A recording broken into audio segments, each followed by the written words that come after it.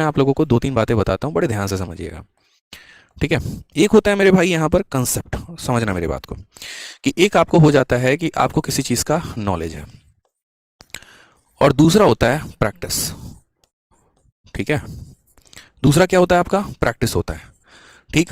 अब मेरे भाई ये जो है ना, स्पीड कैसे बढ़ाएं, ये नॉलेज से कभी नहीं बढ़ता, कभी नहीं बढ़ता।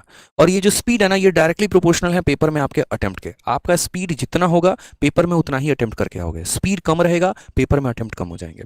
ये स्पीड कभी भी नॉलेज पर नहीं डिपेंड करता है, किस पर करता है? हो जाएंगे। ये स्पीड कभी भी नॉलेज पर नहीं डिपेंड करता है, किस पर करता है? प्रैक्टिस पे।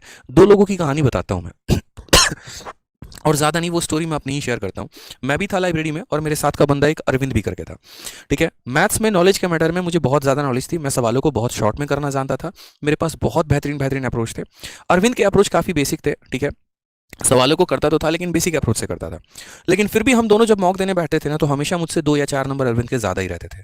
और उस दिन मैंने लाइब्रेरी में एक बात अरविंद को बोल भी दी थी कि भाई देख, सिलेक्शन मुझे पता है हम दोनों लेने वाले हैं, लेकिन लिखित रूप में मुझसे ले लो कि जिस दिन रिजल्ट आएगा ना, उस दिन तुम्हारा मेरे से मैथ्स में 2 नंबर ज़्यादा रहेगा, लिख लो। 2 नंबर 4 नंबर जो भी रहे ज़्यादा रहे। कारण हम बताते हैं। कारण यहाँ पर यह था कि मेरे पास नॉलेज की कमी नहीं थी, लेकिन मैं प्रैक्टिस बहुत कम करता था।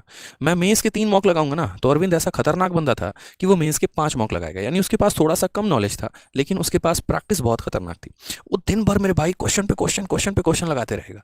कई सारे रफ कॉपी भर देना। ठीक है। अड्डा के लेकर आओ पूरा एकदम, प्रीवियस ईयर के सारा कंपाइलेशन लगा रहे हैं। ये मॉक खत्म कर दिया, वो मॉक खत्म कर दिया, तीसरा मॉक खत्म कर दिया, मतलब खत्म पे खत्म किया जा रहा है। ठीक है। इतने क्वेश्चंस पे क्वेश्चंस लगाए जा रहे हैं ना, तो इसकी कैलकुलेशन ऑटोमेटिक फास्ट हो गई। अब जो बंदा यार 4 अंकों को 4 अंकों के साथ भिड़ाएगा, 3 अंकों को 3 अंकों के साथ भिड़ाएगा, तो मेरे भाई उसका तो जाहिर सी बात है कैलकुलेशन अच्छा होगा।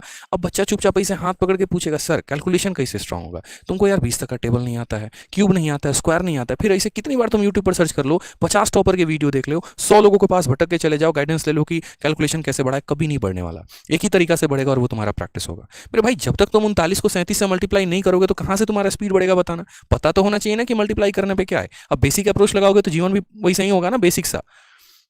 और आज यही कारण है कि हम दोनों एक्साइज इंस्पेक्टर सेलेक्टेड हैं। मैं भी एक्साइज इंस्पेक्टर हूँ, वो भी एक्साइज इंस्पेक्टर है, और उसको अपना मनपसंद शहर मुंबई मिला, जहां वो चाहता था।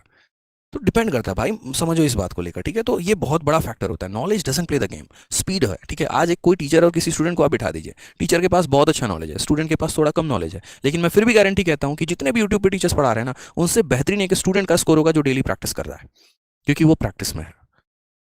ठीक है। तो